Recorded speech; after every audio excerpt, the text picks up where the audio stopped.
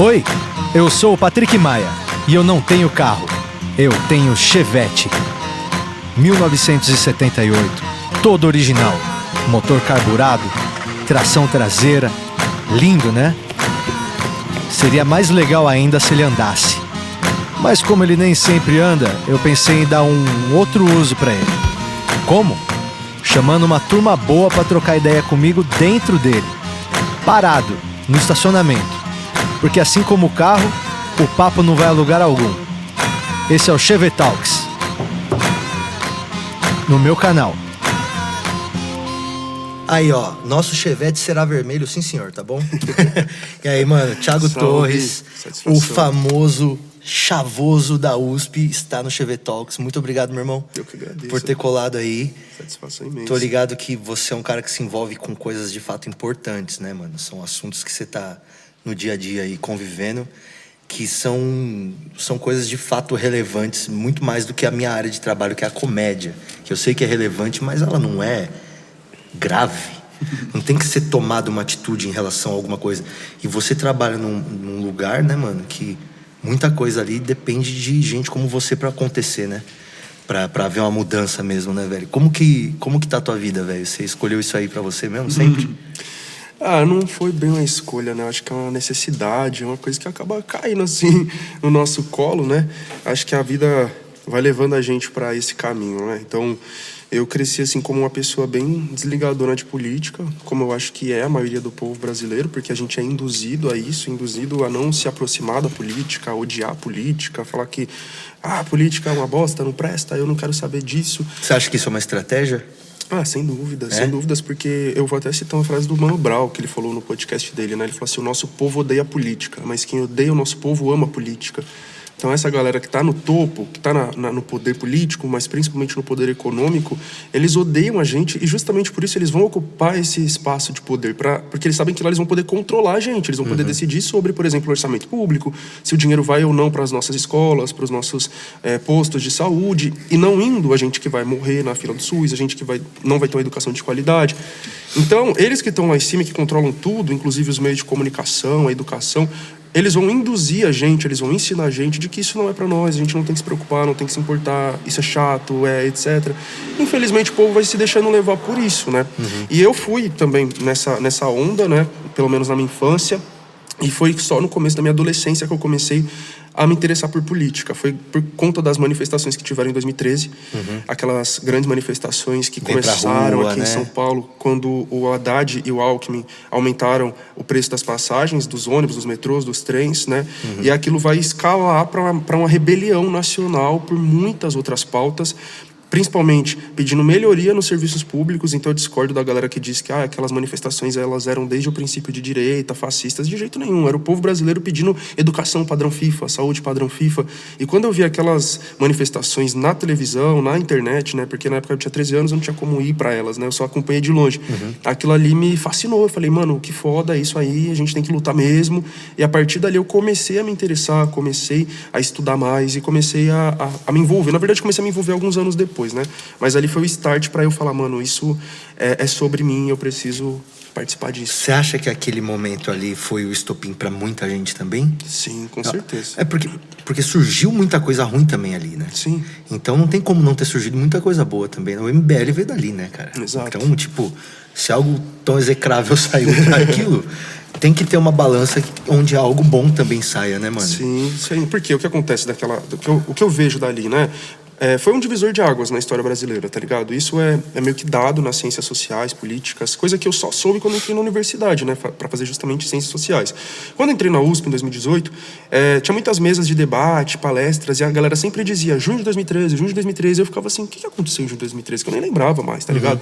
E aí, conforme eu fui estudando, ouvindo essas palestras e tal, eu fui entendendo que, mano, aquilo ali dentro do estudo social no Brasil é considerado um divisor de águas na nossa história e na política brasileira. Porque foi um momento em que se quebrou quebrou muitos ciclos que vinham de bastante tempo, né? Então, por exemplo, desde a chamada redemocratização, desde a nova Constituição de 1888, a primeira eleição depois da ditadura em 1889, se formou um chamado presidencialismo de coalizão, né? Então a gente tem os presidentes que precisam governar junto com o Congresso, e tem todas aquelas coisas de corrupção, de mensalão, agora de orçamento secreto, de não sei o quê. Então sempre teve essas relações assim para manter uma elite, né, que é muito chamada de centrão dentro do Congresso, né, que na verdade é uma direita tradicional, para que ela se mantivesse no poder, né? E eu digo direita tradicional porque é uma direita formada por grandes representantes de oligarquias, ou seja, de famílias poderosas e que estão no poder há séculos, e as coisas sempre se mantiveram dessa forma, né? Mesmo durante a ditadura. Mas é porque num país como a gente vive, parece que, tipo assim, a direita tradicional, ela pode ser centrão, porque tá tudo tão torto, que você vê o cara chamando um liberal de esquerdista, né? Tipo assim, então quando você pega, a régua já não tá... Quem é uma direita moderada, você fala, caramba, que cara mais razoável, sabe? Porque o espectro pode tanto pro outro lado, né, velho, que a gente tem visto, né? Sim. E agora foi muito puxado para lá, né? Mas o que acontece, né? Que eu ia dizer que em 2013 isso meio que foi rompido, né? Então a população falou, chega, cansamos disso, esse sistema aí faliu, essa suposta democracia faliu, não entregou o que prometeu, a gente cansou disso, a gente quer mais. A gente quer coisas mais radicais, a gente quer, né, ir para cima mesmo.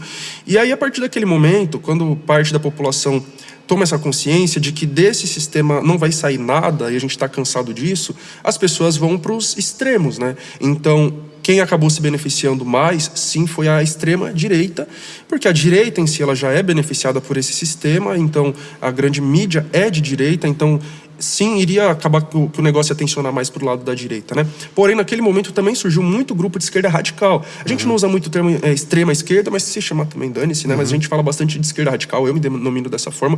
E naquele momento, sim, surgiram muitos grupos de esquerda radical, comunistas, anarquistas, socialistas, que foram crescendo nesses últimos anos. Então, tem esse saldo positivo, sim. Tem o fato que eu falei de que muita gente que hoje é da esquerda radical olhou para a política e passou a se politizar por causa daquele momento. Então, não foi um momento que só a extrema-direita saiu beneficiada, mas a esquerda radical começou a engatinhar a partir daquele momento. A gente ainda está engatinhando, para falar a verdade. E depois vieram outros acontecimentos que também foram fazendo as pessoas ir despertando para a política. O impeachment da Dilma em 2016, acho que a prisão do Lula e a eleição do Bolsonaro em 2018, a segunda tentativa de eleição do Bolsonaro em 2022, e agora todo esse contexto que está acontecendo. Então, acho que as pessoas estão sendo cada vez mais forçadas a olhar para a política, está sendo cada vez mais falado sobre política. Porém, a gente vê que é a direita quem mais está se comunicando com a população e politizando a população. Acho que a população brasileira nunca esteve tão politizada quanto hoje, porém, pela direita. Mas então, aí eu concordo com você pra caralho. Mas aí, tipo, levanta a pergunta imediata, né? Aonde que tá a burrice da esquerda, então, tá ligado? De permitir isso acontecer. Porque, porra, a gente já sabe disso. A gente podia não saber disso enquanto estava acontecendo, né? Sim. Agora a gente já sabe disso. E aí eu vejo um esforço midiático muito maior e uma incisão muito maior também, agora, de pessoas de esquerda mais radical, aparecendo na mídia, né? O próprio Jones mesmo fazendo esse debate que super todo mundo virou meme e tal, e muitas coisas que você faz que acabam furando a bolha, né? Mas onde que você acha que tá a burrice da esquerda, então, nessa parte da comunicação? Porque, pensa, mano, os melhores artistas estão do nosso lado, tá ligado? Tipo, eu gosto de acreditar que a maior parte dos artistas fodas são de esquerda, ou de um pensamento à esquerda, né? Se a gente tem tantas cabeças fodas desse lado, como é que a gente não consegue se comunicar tão eficientemente quanto a direita, mano? Você tem alguma visão disso? Eu acho que tem dois fatores aí. Um é culpa da própria esquerda e o outro não é. O que não é culpa da esquerda é o que eu falei. A burguesia, a elite, ela controla tudo. Ela controla a política, ela controla a economia, ela controla as terras, ela controla as grandes mídias, ela controla a educação. Então, assim, a extrema-direita ela quer fazer toda uma teoria da conspiração de que a esquerda controla tudo, as universidades, as escolas, o STF. Isso não é verdade, tá ligado? É a direita que controla tudo. No caso, a burguesia, os grandes ruralistas, eles controlam tudo. E eles são de direita, tá ligado? E controlando tudo, eles vão impedir que que ideias de esquerda cheguem até a população. Então, pegando as redes sociais, por exemplo, porque isso tem ficado muito nítido. Quem são os donos das redes sociais, das principais que a gente usa? São bilionários de direita e extrema-direita. Elon Musk, dono do X, o Mark Zuckerberg, dono da Meta, que envolve Facebook, WhatsApp, Instagram, ou seja... toda essa galera que é dona dos principais meios de comunicação que a gente tem hoje, das redes sociais, eles estavam lá na posse do Donald Trump. Eles são abertamente de direita e de extrema direita. Essas pessoas, elas têm algoritmos nas redes sociais. Eles programam as redes deles para funcionar de uma forma, para favorecer determinados conteúdos. E até aquela inteligência artificial do Twitter, que é o Grok, né? Grok, sei lá. Sim, se você perguntar para ele, o X favorece a extrema direita? Ela própria diz que sim, tá ligado? É uma inteligência artificial do próprio X admite isso. Então tem esse ponto, né? A direita e a extrema-direita são favorecidos pelas redes sociais, pelas grandes mídias. Historicamente, por deter a maior parte dos recursos, né? E por controlar o sistema, né? Que a burguesia, os latifundiários, eles controlam o sistema e eles vão defender ideias de direita, como privatizações e menos investimentos sociais, menos direitos trabalhistas. Então esse é o ponto em que a esquerda não tem culpa. Independentemente do que a gente fizer, por mais que a gente se esforce, as nossas redes vão ter menos alcance, nunca vão ter 300 milhões de visualizações como o vídeo do Nicolas teve, as nossas redes vão cair mais fácil, vão ser derrubadas mais fácil, e por aí vai.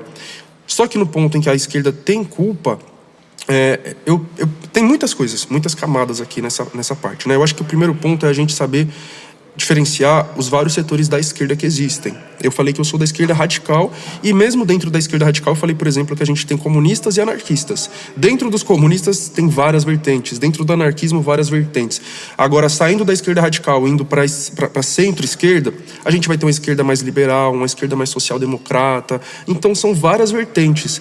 E, por exemplo, quando você fala, né, de que a maioria dos artistas são de esquerda, eu tenho dúvidas, né, quanto a isso. Talvez a maioria seja progressista, mas ser progressista não é suficiente para ser de esquerda. E mesmo que ele seja progressista e se denomine de esquerda, geralmente eles estão na centro-esquerda, nessa centro-esquerda que eu disse que é social-liberal, que é social-democrata.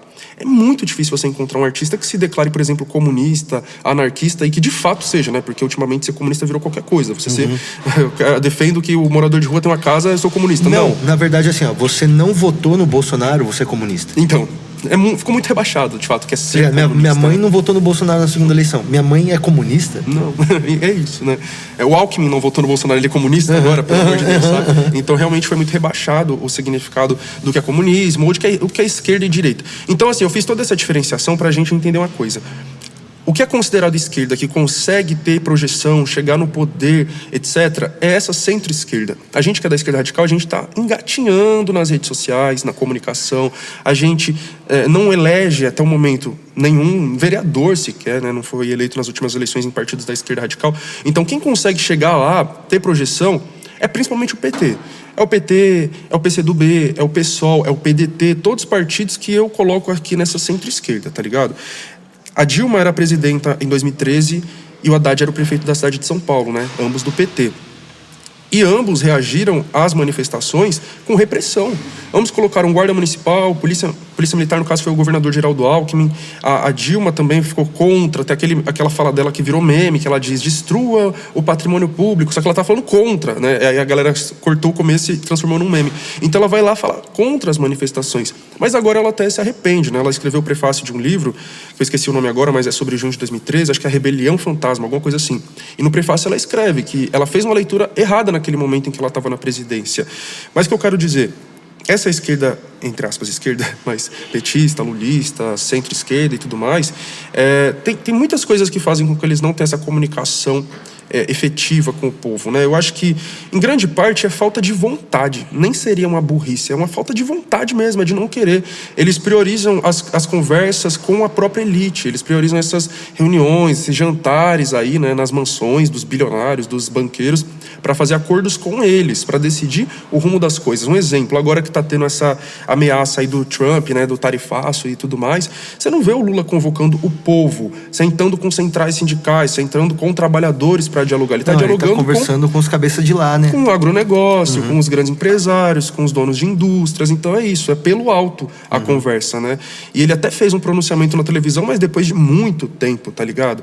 Enfim, então essa questão de não fazer pronunciamentos é um grande erro. O Bolsonaro foi o presidente que mais fez pronunciamentos. Ele tá certo. Toda hora era as panelinhas batendo. E ele tá certo, ele tinha que fazer...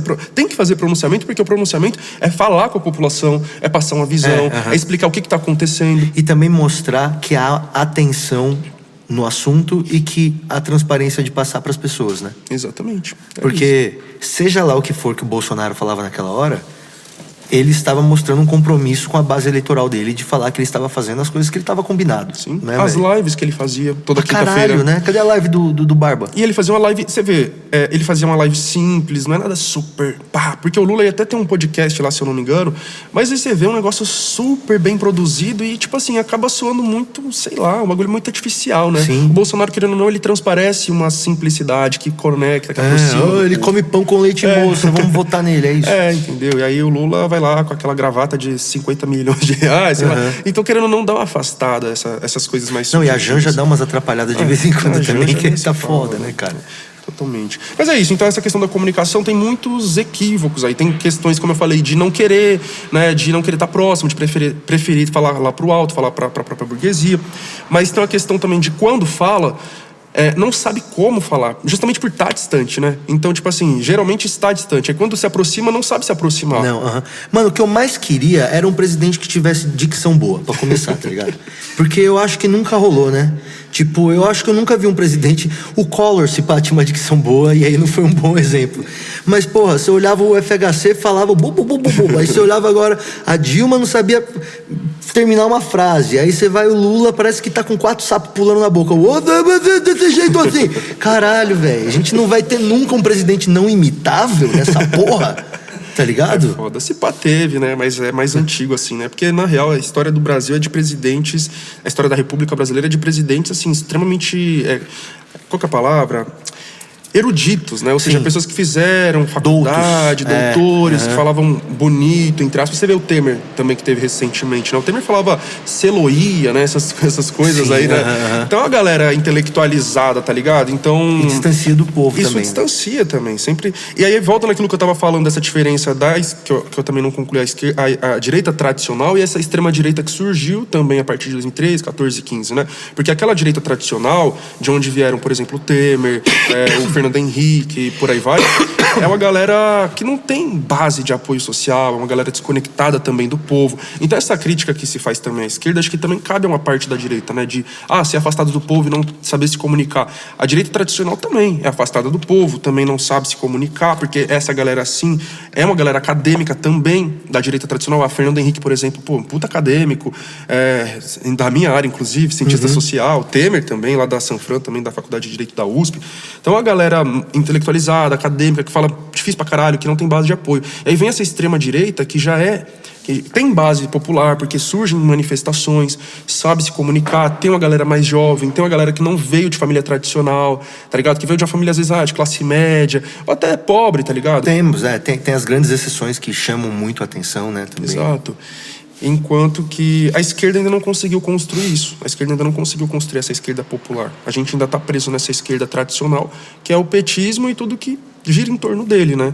E aí eu acho que pessoas como essas que você citou, que me inclui o Jones, ou o Galo e outros... Apesar do Galo não se denominar de esquerda, mas sim de baixo, eu concordo muito quando ele fala isso, a gente está começando a construir essa esquerda mais popular, que é radical, né? Isso é uma coisa boa, porque vem as duas coisas juntas. A radicalidade, essa proposta de revolução, de quebrar com esse sistema. Quando você fala em radicalidade, o que você acha que mais evidencia a diferença entre uma esquerda mais articulada, né, uma esquerda mais liberal, uma esquerda quase centro, da esquerda radical? O que você acha quais seriam os principais pontos, assim, que evidenciam a diferença dos dois? O primeiro ponto é que a centro-esquerda ela não quer acabar com o sistema capitalista. Ou ela não quer, ou ela quer, mas não acha que é possível. E ela vai trabalhar nesse terreno de terra arrasada, sempre atrás do mínimo, né? É o que dá para hoje, é o que dá para fazer. Por isso que negocia com imperialismo, por Exato. Isso que negocia com grandes elite, conglomerados. A própria direita. É isso, acho que é muito importante ficar claro para as pessoas que falar sobre esquerda e direita tem a ver com isso. O quanto que você é a favor e contra o sistema vigente, no caso o sistema capitalista, e o que você quer fazer para manter, para melhorar ou para acabar com esse sistema, superar ele, tá ligado? Direita e esquerda é sobre isso, não é sobre família, Deus, pátria, maconha, aborto, não tem nada a ver com isso. Você pode ser uma pessoa de direita liberal e defender a legalização do aborto, da maconha, do casamento homoafetivo, não é sobre isso, tá ligado? É sobre a sua visão do sistema político e econômico em que a gente vive e o que você quer fazer com ele, tá ligado? Seja para manter ele como ele tá, seja para melhorar ele um pouco, seja para superar ele completamente. Então, quando a gente vai para esse campo da esquerda, é o campo que é crítico ao sistema capitalista. A centro-esquerda, ela é crítica ao sistema capitalista, porém ela não acredita que seja possível superar ele. Então, ela vai lutar para melhorar ele, para humanizar ele. Não toma, tipo, medidas que visam explicitamente acabar com isso, né? Exato. Já a esquerda radical não. A esquerda radical é absolutamente contra o sistema capitalista e acredita que sim, é possível a gente superar ele. Então a gente vai lutar por isso, né? Também não é esperar cair do céu. A gente vai lutar para construir a revolução brasileira que vai superar esse sistema e construir outro que, no caso, é o socialismo, é o comunismo. E do lado da direita a gente também vai ter isso. A gente vai ter uma galera mais para centro-direita, que é uma galera que, assim, todo o campo da direita quer manter o sistema capitalista, tá ligado? Mas a centro-direita, ela é mais moderada. Então ela ainda vai fazer acordos com a esquerda, com a centro-esquerda no caso, né? Ela não vai ser tão selvagem assim, vai dar alguns direitos, algumas migalhas para o trabalhador, enquanto que a extrema-direita não. A extrema-direita é só massacrar o trabalhador, privatizar tudo, cortar direitos todos, cortar todo tipo de investimento. Então basicamente seria isso que diferenciaria uma extrema-direita para uma direita mais moderada, uma esquerda mais moderada para uma esquerda mais radical. Mas aí quando uma pessoa... por exemplo, nós comediantes, a gente, assim como o Brasil todo e todas as bolhas, eu acho que nas suas proporções, tá tudo polarizado, né? Tudo muito polarizado. Então, o meu clube de comédia, por exemplo, para muita gente é o clube dos comunistas, sabe? O que já vai um pouco contra, porque é um estabelecimento comercial, né? Que visa, antes de tudo, para se manter um lucro, né? Então, eu não tenho uma ONG, né? Eu tenho um negócio que é artístico, mas que visa parar em pé, né? Então, você pega muita gente usando essa bandeira de você é comunista, você é socialista, e eu acho que a grandíssima maioria das pessoas, até eu, não consegue diferenciar direito o comunismo do socialismo, né? Que vou tentar ser inteligente, talvez seja burro, então queria que você me corrigisse, mas pelo que eu entendo, o socialismo é a fase 1 do comunismo, assim, certo? É o que prepara a sociedade para a utopia do comunismo. Seria isso? O socialismo marxista, sim. Porque o socialismo tem vários tipos de socialismo, tá ligado? Nem todo socialista é marxista. A gente já viu até o próprio Lula dizendo que ele é socialista, lá no Ratinho. Enfim, outras pessoas. Por exemplo, o Alckmin, ele tá no PSB, Partido Socialista Brasileiro. O que tem socialista nesse partido? O que tem socialista no Alckmin, tá ligado? Então, antes do próprio Marx e do próprio Engels, existiam os socialistas utópicos. Atualmente, os anarquistas, eles também se consideram socialistas, mas não são marxistas. Então tem muitos tipos de socialismo, né? Tem o socialismo reformista, o Boulos também muitas vezes se denomina como socialista, mas eu falo, você tá aí, eu tô aqui, tá ligado? O Boulos tá muito mais pro centro da esquerda do que onde eu tô. Então essa galera, tipo...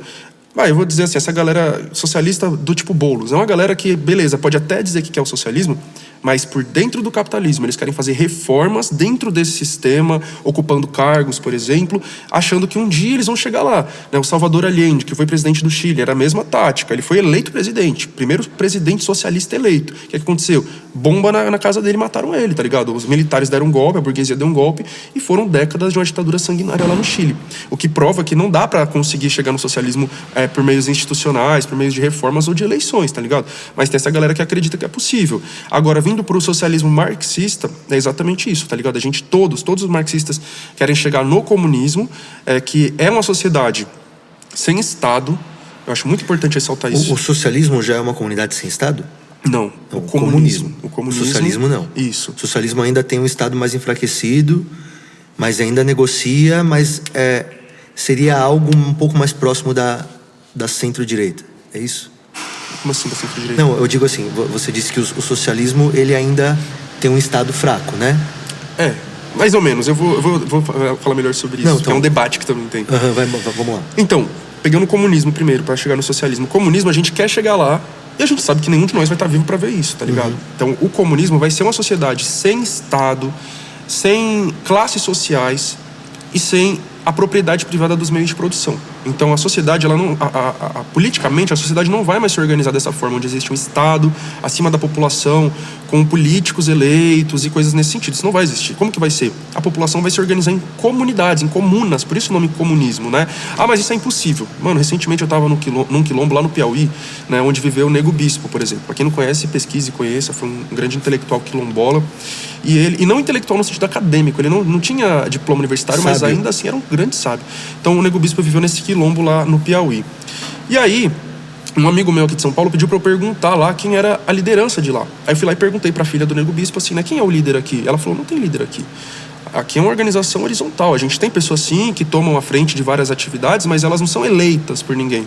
Elas simplesmente vão lá e fazem, e a comunidade avalia se aceita ou não, né, se legitima ou não aquela pessoa estar na frente daquela função, tá ligado? É isso. E as pessoas dizem, é utópico. Já existe. Existem quilombos, existe em aldeias indígenas. A questão é a gente conseguir expandir isso para um nível nacional e para um nível mundial até. E aí, claro, vai demorar muito para isso acontecer.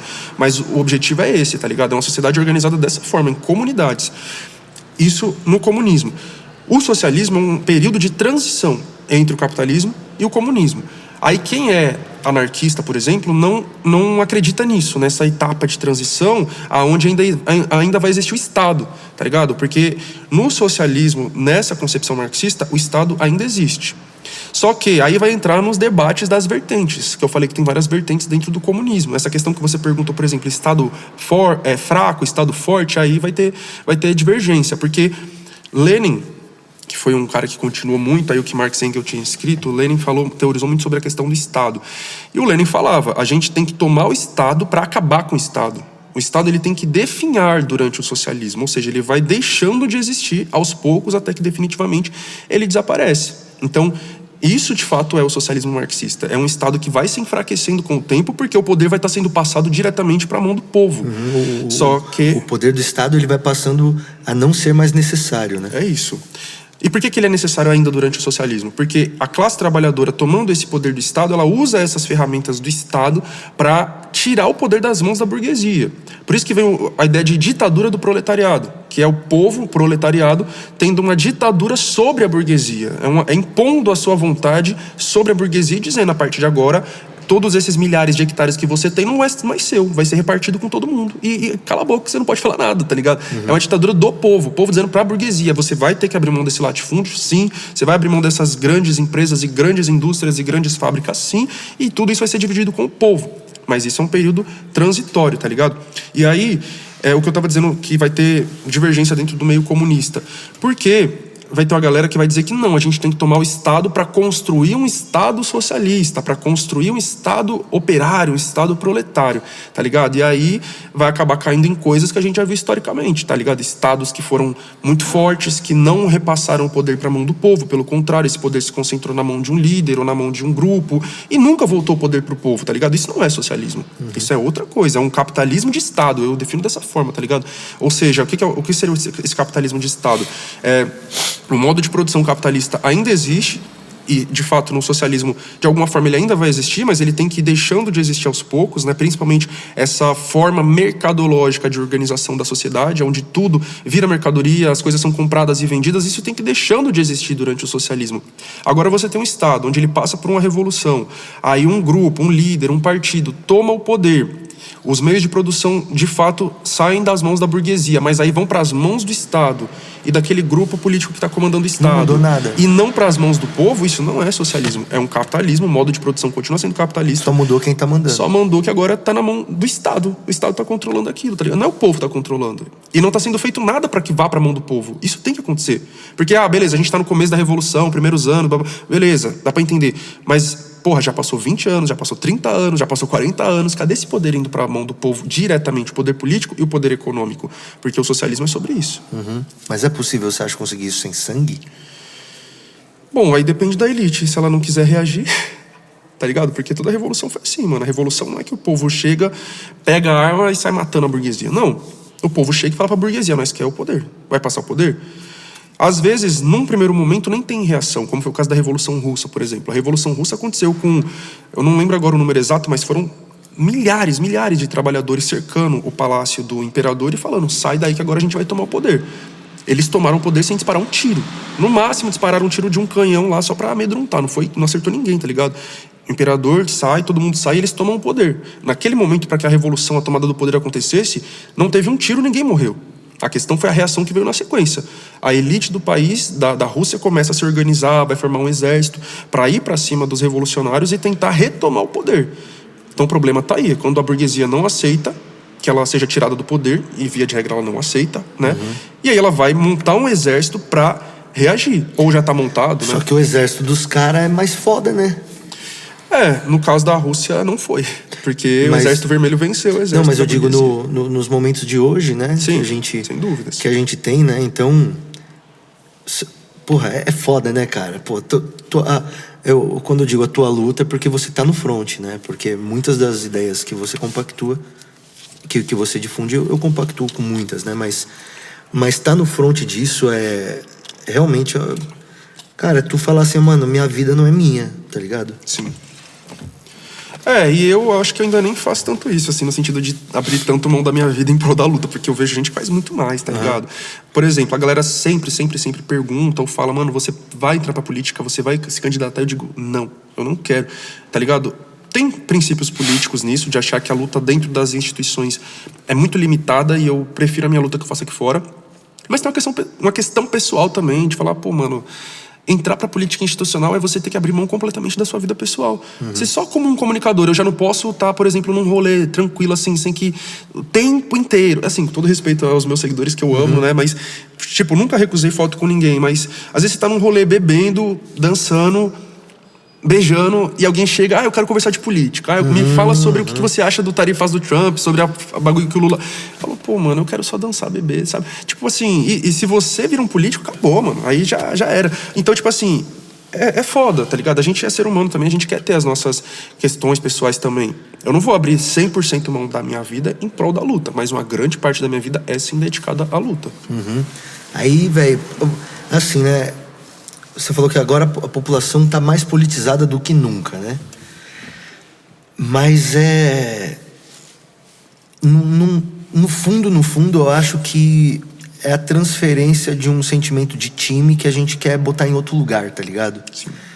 Porque essa politização, ela é uma politização extremamente superficial, ao meu ver.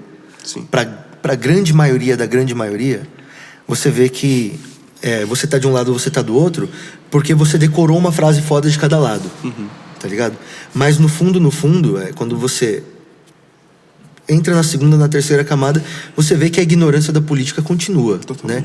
Então talvez até essa difusão do interesse maior da política também seja uma estratégia, porque uma população ignorante é fácil de manobrar, mas uma população enganada é muito mais fácil. Sim.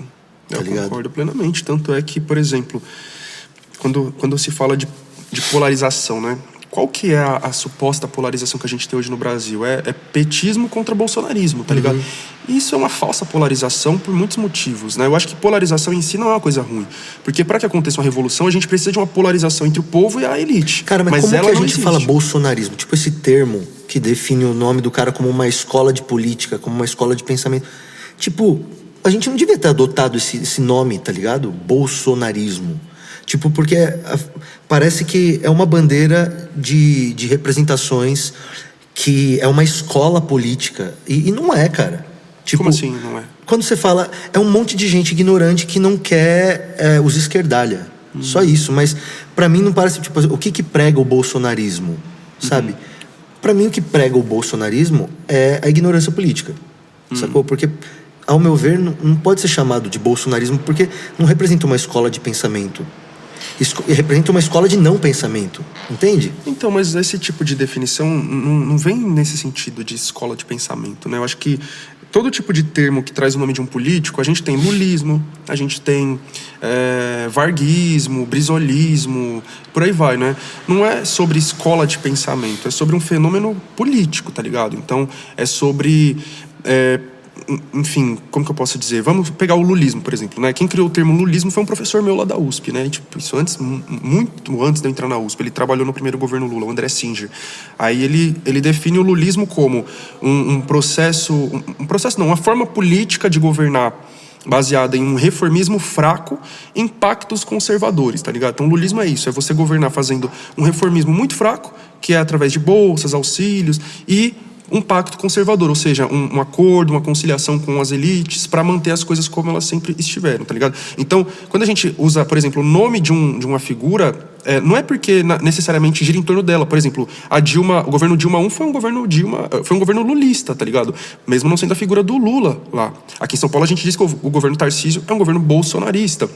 Então, não é necessariamente sobre a pessoa, é sobre o tipo de governo, a forma de encarar a política, de lidar com a política, né? Então, o que seria o bolsonarismo? É um fenômeno extremamente complexo, tá ligado? Que ainda está sendo estudado, ainda está sendo compreendido, mas que vai muito além da figura do Bolsonaro.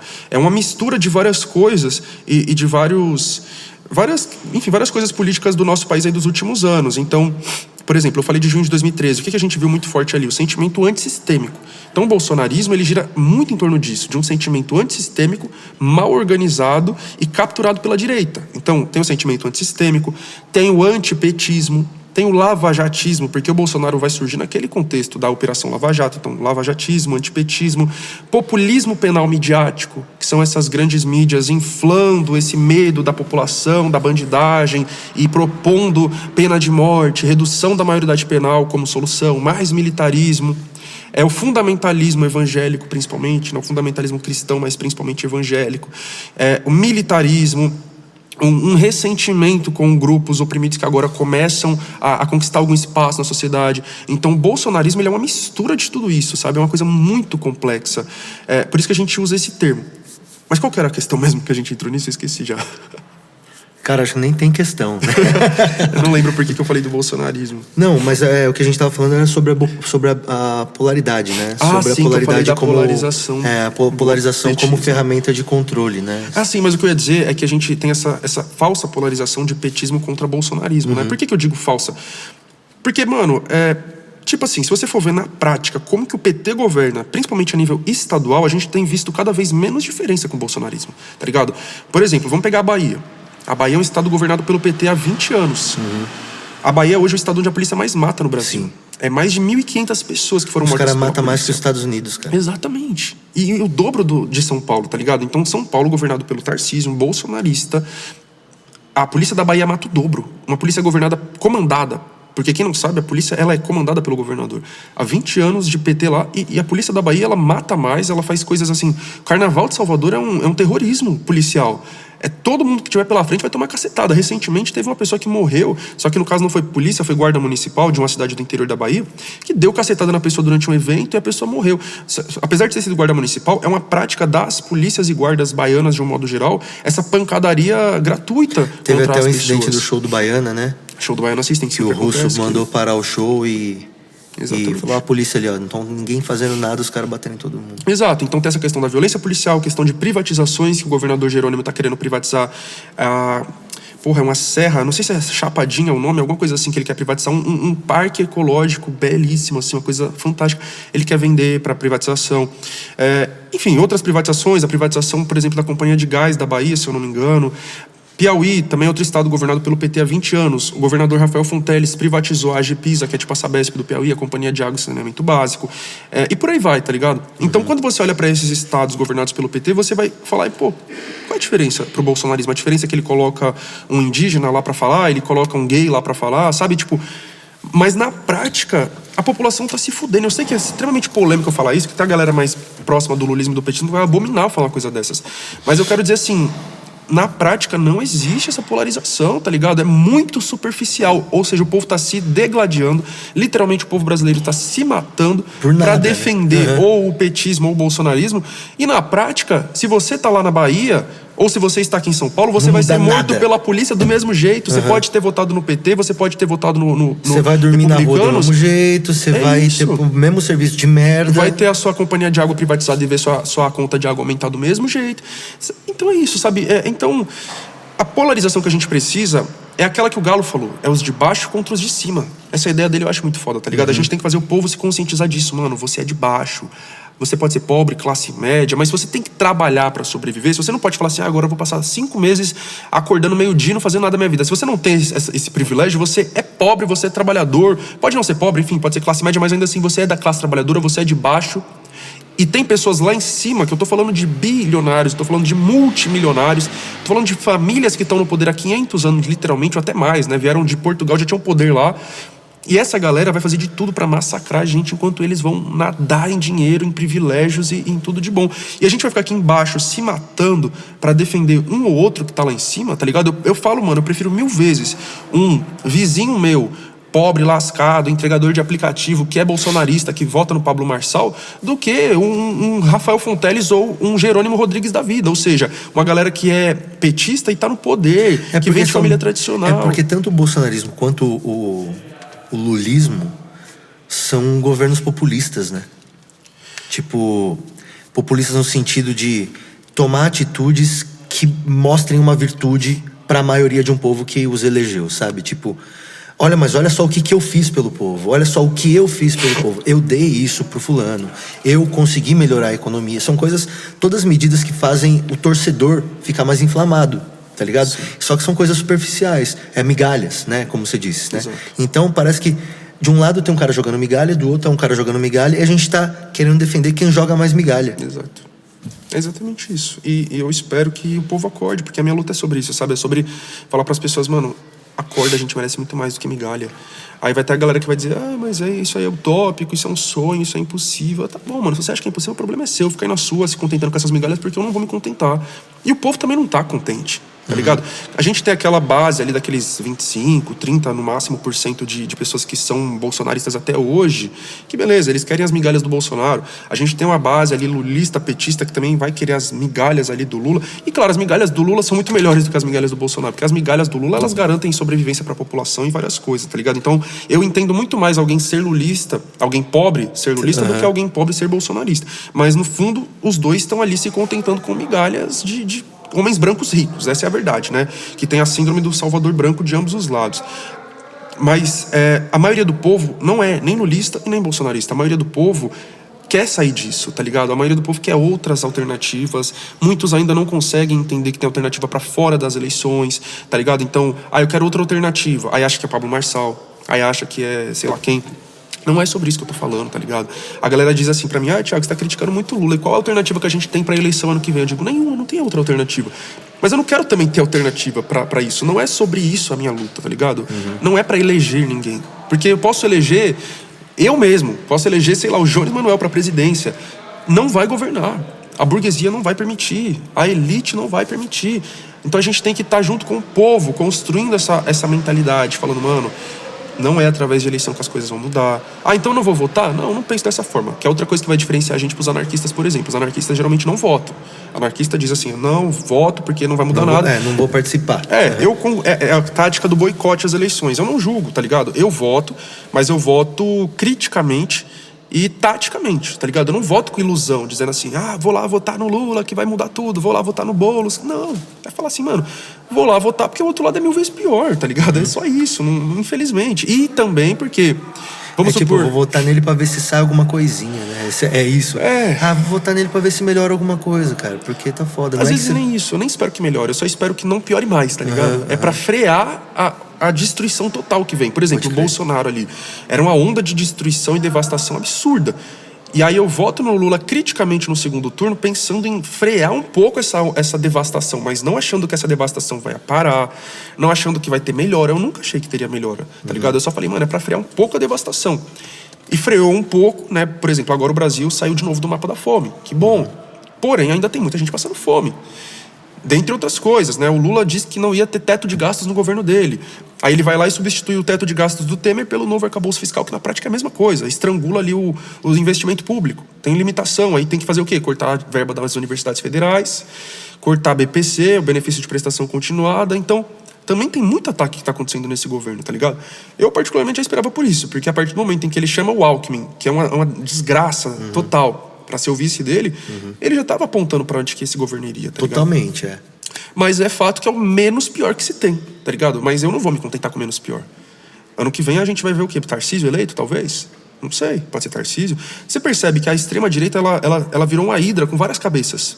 É Tarcísio, Caiado, Ratinho Júnior, Zema, várias cabeças. E a esquerda continua apegada no Lula, não tem nada além disso. Que nem é de esquerda pra mim. E que também não dura muito, né? Exatamente. Tipo, a gente fica colocando igual o Papa, né? Coloca o Papa com 99 anos pra trabalhar, ele morre um dia depois. Ah, que pena.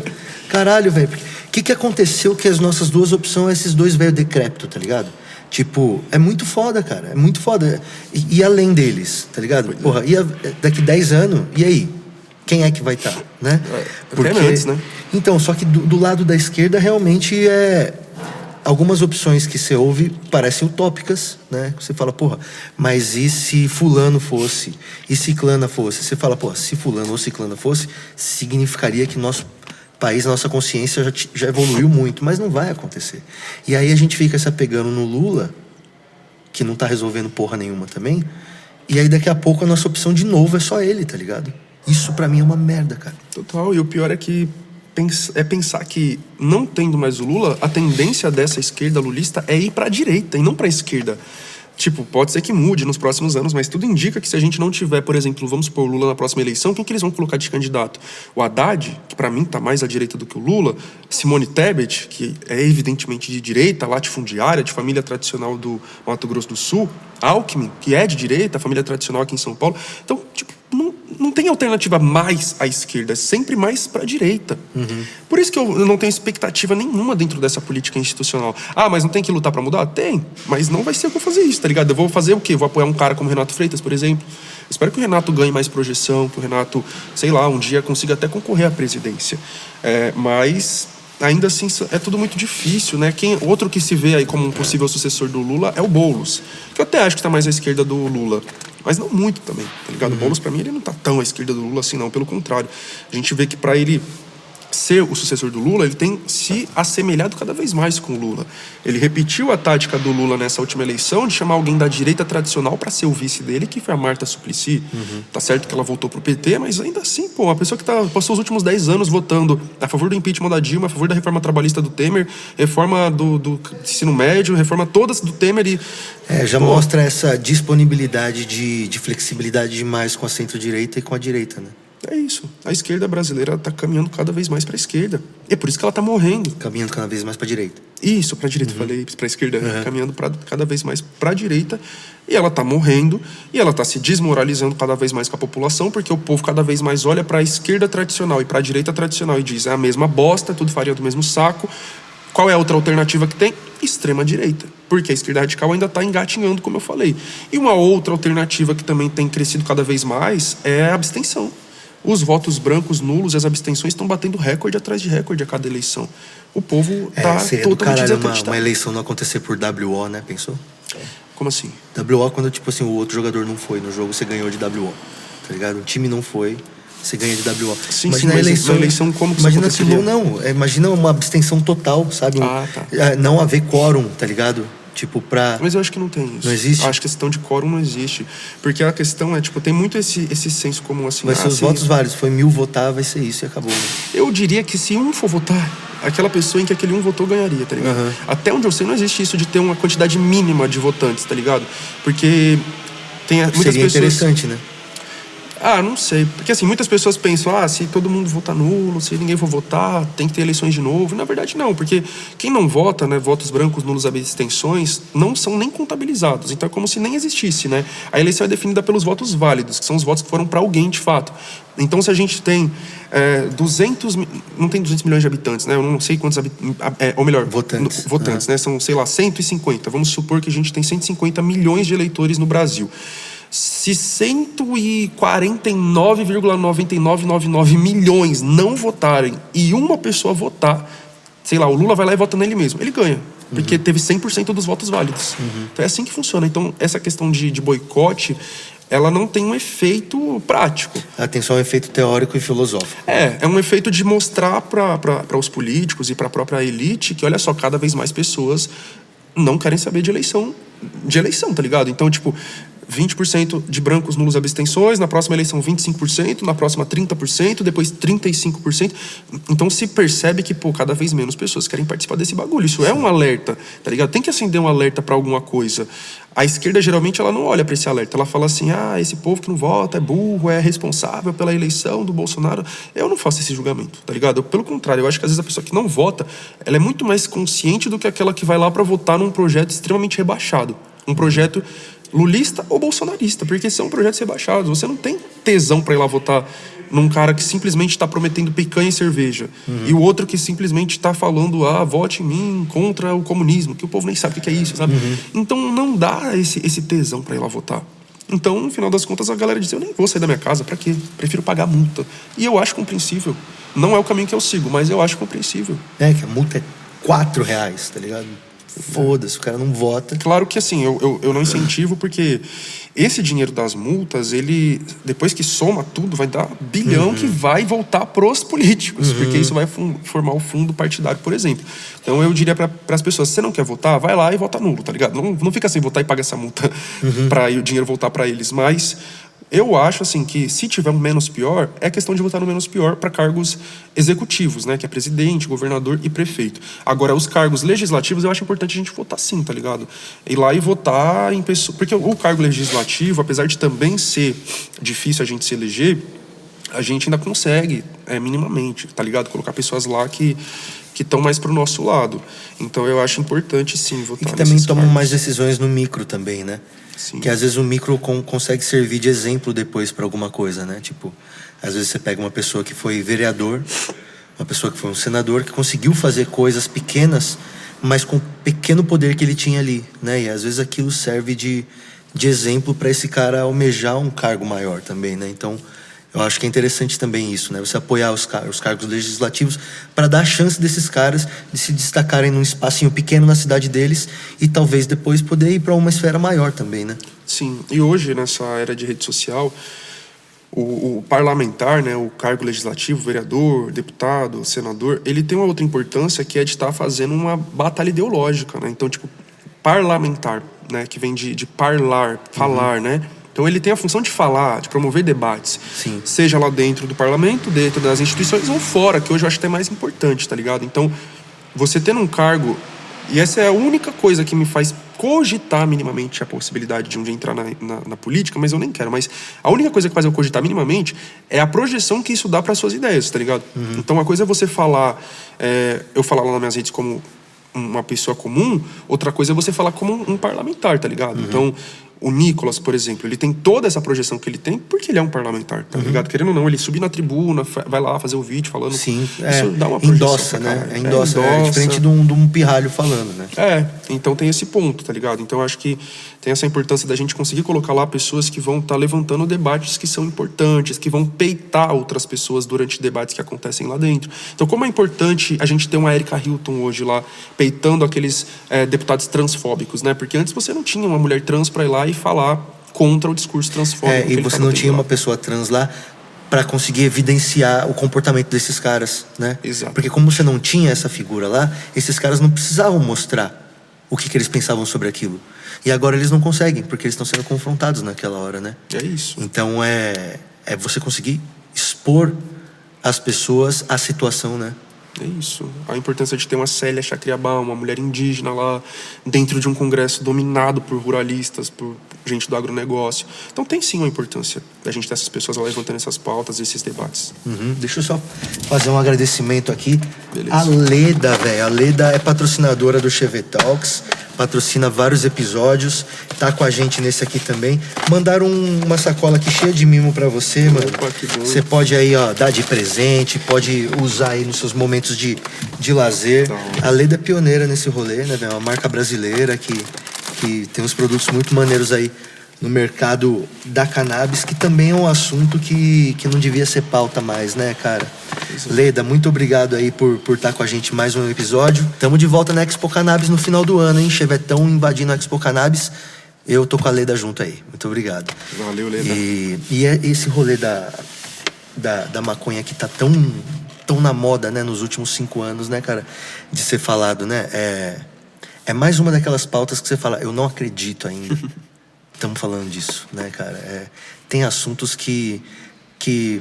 Poxa, tem coisas que são tão absurdas de serem decididas e ficam no pedido de vista de parlamentares por 10 anos, cara, né? E a questão da cannabis no Brasil é uma coisa que agora eu acho que está começando a se abrir por conta dos liberais e por conta da galera do centro que está vendo o lucro que isso pode proporcionar para o país também, sabe?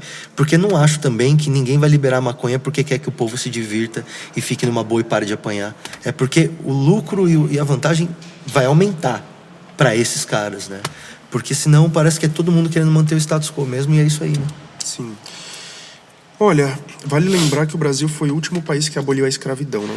Então, quando você diz assim, né? Tipo, porra, como que a gente ainda tá debatendo isso? Para pra pensar que em 1860 alguém tava falando assim, caralho, a gente ainda tá tendo que debater sobre a abolição da escravidão enquanto a maioria dos países aqui já aboliram. E o Brasil só foi abolir em 1888. Tipo, passou quase 30 anos depois disso. Então, imagina alguém lá o Haiti foi o primeiro país.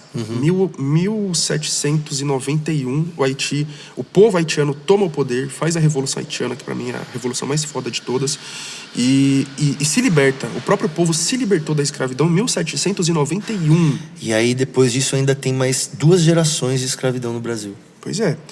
E aí, por que eu tô falando disso, de abolição da escravidão? Pra gente ver como que o nosso país, quando a gente diz, o Brasil é muito conservador. Sim, mas porque a elite brasileira é muito conservadora, tá ligado?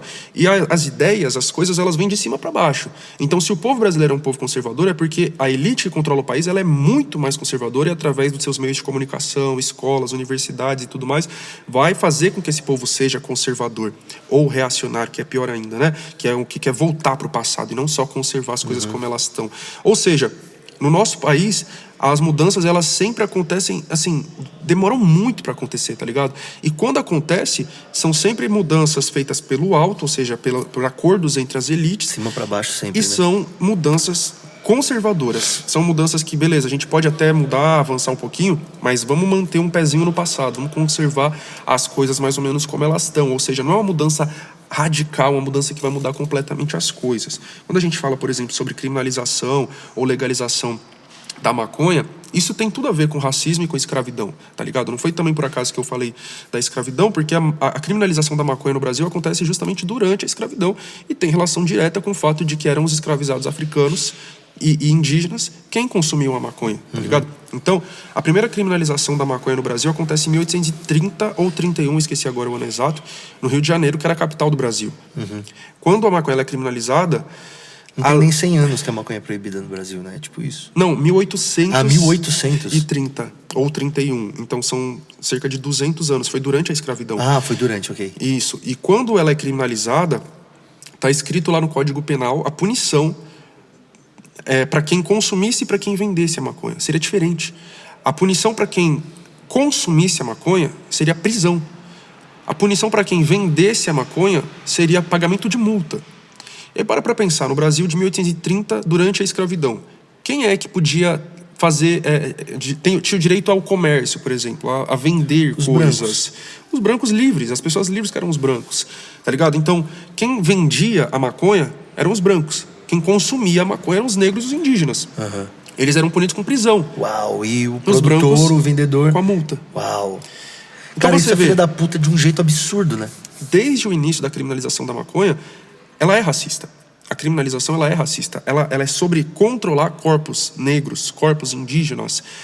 E aí o tempo vai passar, os Estados Unidos vai começar com toda essa pira deles de guerra às drogas e vai meio que exportar essa pauta aqui pro Brasil. E o Brasil tem tudo isso de guerra às drogas, né, como uma imposição dos Estados Unidos. Os Estados Unidos, eles meio que forçaram vários países a adotar essa política de ainda mais os criminalização. países sul-americanos, né, que faziam parte da cadeia de distribuição e da maneira como a droga chegava nos Estados Unidos, né? Então, se você não estava com eles nessa droga, você estava contra eles nessa droga, né? É isso.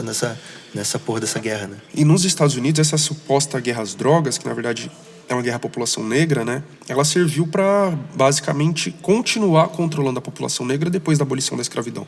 Então, os Estados Unidos vai lá, por volta de 1850, tem a guerra civil, a guerra de secessão, né, dos estados do norte contra os estados do sul. os estados do norte ganham e acaba a escravidão nos Estados Unidos. Vem a 13ª emenda na Constituição, que decreta o fim da escravidão nos Estados Unidos, mas dizendo que ela seria autorizada contra pessoas presas. Então, a 13ª emenda, tem um documentário na Netflix com esse nome que fala sobre isso, diz isso, né? Ninguém nos Estados Unidos ou em qualquer território sujeito à sua jurisdição vai ser submetido à escravidão, exceto como punição por um crime pelo qual o réu tenha sido condenado. Então, pessoas presas nos Estados Unidos podem ser escravizadas. Os Estados Unidos têm hoje a maior população. Que você vê aquele negócio dos caras com a bola no pé quebrando pedra, Exatamente isso. Os Estados Unidos hoje têm a maior população carcerária do mundo, mais de 1.200.000 pessoas, se eu não me engano. Uma imensa maioria de pessoas negras em presídios privatizados, trabalhando, onde os donos desses presídios, eles lucram a partir de cada pessoa que tem lá dentro e trabalhando forçadamente, tá ligado? E criando um sistema que prenda essas minorias ou essas pessoas que às vezes não são nem a minoria, porque nos Estados Unidos eu acho que tem uma boa paridade entre, né, pretos e brancos. A população negra lá é uma minoria de cerca de 12%. Nos Estados Unidos? Isso. É que eu tô pensando também nos estados mais ao sul também, né, quando na verdade é uma parte pequena ali, né? Sim. Mas se cria um sistema, né, para criminalizar pessoas que agora estão livres, para que agora elas possam trabalhar de graça. Isso basicamente é uma atualização da escravidão, né? A Michelle Alexander, que é uma estudiosa dos Estados Unidos e que participa desse documentário que eu falei, a 13ª emenda, ela diz que hoje tem mais pessoas negras presas nos Estados Unidos, ou seja, trabalhando forçadamente dentro dos presídios, do que sendo escravizadas no século XIX. Então, lá no século XIX, quando a escravidão foi abolida nos Estados Unidos, tinha menos pretos trabalhando escravizados do que hoje dentro dos presídios nos Estados Unidos. E uma grande parcela... Só que mudou o nome, agora é tipo, ele presta serviços dentro da prisão, que é privatizada. Uma grande parcela acusada de tráfico de drogas. Cara, o bagulho é muito do mal, né, mano? Exato.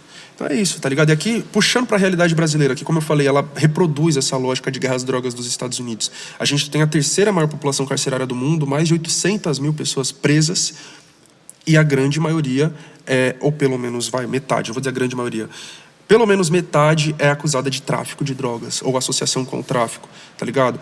E são uma grande maioria, aí sim, de pessoas negras, de pessoas pretas e pardas. Não brancas. Exato. Que muitas vezes é um moleque ali da favela que estava vendendo maconha ali na esquina, pum, e é isso, sabe? Enquanto que dono de helicóptero, de cocaína e coisas nesse sentido não são presos, tá ligado? Então, no fundo é sobre isso, é sobre controle de corpos negros, ou pobres brancos também, mas majoritariamente negros. Por isso que eu não acho... Posso estar enganado, mas eu não acho que vai ter uma legalização da maconha. Pelo menos não no sistema capitalista. Porque, claro, tem a questão do lucro, né, como você falou, e se a maconha for legalizada vai ser muito mais por causa desse lucro que pode gerar. Mas tem a outra questão, que é o controle da população negra e o genocídio, que também é um projeto do Estado brasileiro, que é o extermínio dessa população. Mas né? É que a maconha é uma parte pequena ainda, né? Ainda tem os outros entorpecentes também. Porque você ainda pode liberar a maconha, ganhar um caminhão rios de dinheiro com impostos e com a própria detenção das terras onde vai ser produzido isso tudo. E você ainda tem 10 outras drogas para poder fazer o que você quiser e manipular a proibição delas para prender quem você quiser. Isso faz sentido, de fato, né?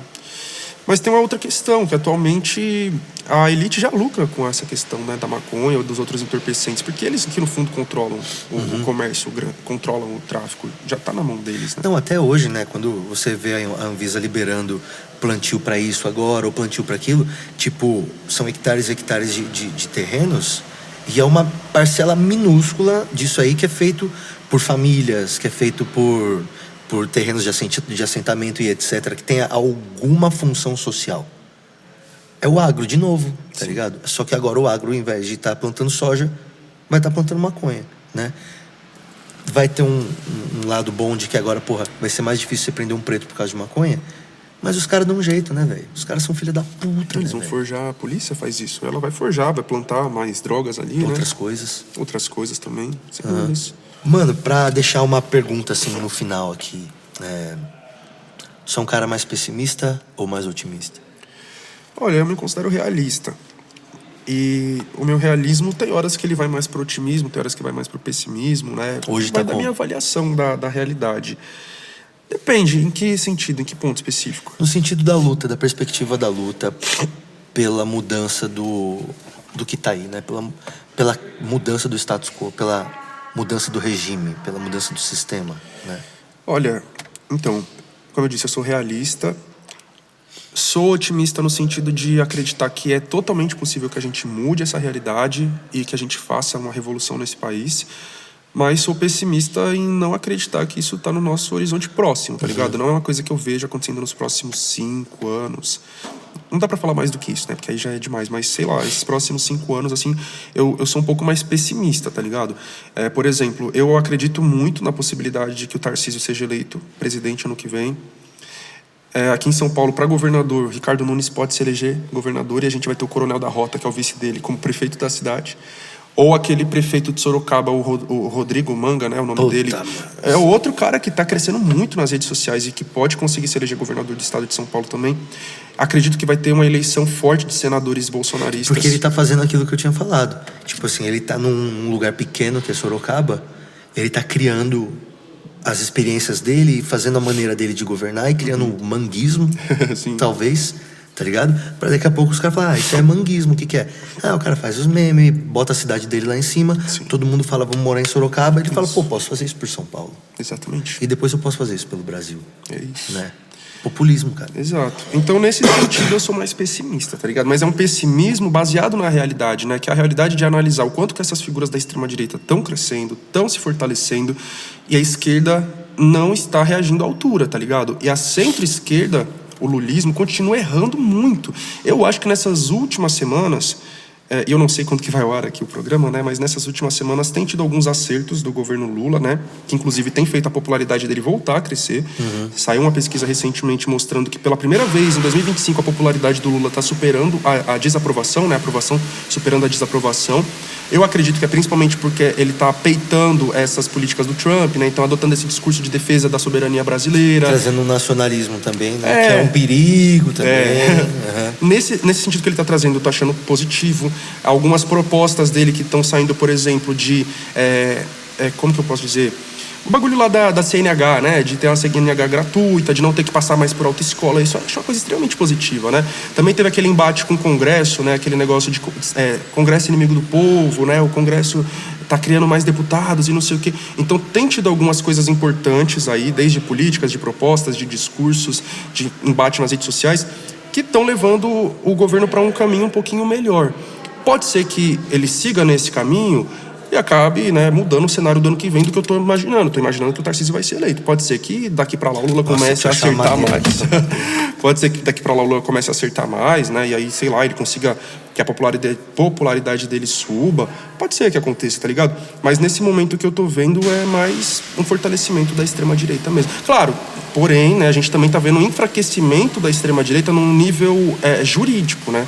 Então eu tô dizendo no sentido do Bolsonaro com a tornozeleira e prestes a ser preso, Carla Zambelli presa, Eduardo Bolsonaro aí também pode ser que seja cassado. Enfim, então várias figuras da extrema-direita do bolsonarismo estão se fudendo aí, de fato, perante o judiciário. Então isso tem um lado positivo. Pode ser que dê uma enfraquecida neles de alguma forma, não sei. Então, assim, é isso. A gente está vendo a história acontecendo diante dos nossos olhos. Eu tenho algumas hipóteses, alguns palpites, mas nada que eu possa falar definitivamente, né? Então, mesmo porque a gente vai ver o que vai acontecer. É foda isso, né? Você só consegue avaliar quando passou, né? Exato, exatamente. Meu irmão, que papo, hein, velho? Adorei, viu? Obrigado, mano. Obrigado mesmo por ter colado. Espero encontrar você em mais rolês. E que eu te encontre otimista. É isso, eu também espero. Mais um episódio aí, gente, pra conta. Muito obrigado. Deixe seu comentário polido, senão não descobre seu endereço, vai lá na tua casa te arregaçar. E se inscreva no canal e toca a buzininha pra acabar. Toca aquela buzininha aqui. Toca aí. Até o próximo, hein, companheiro? Valeu.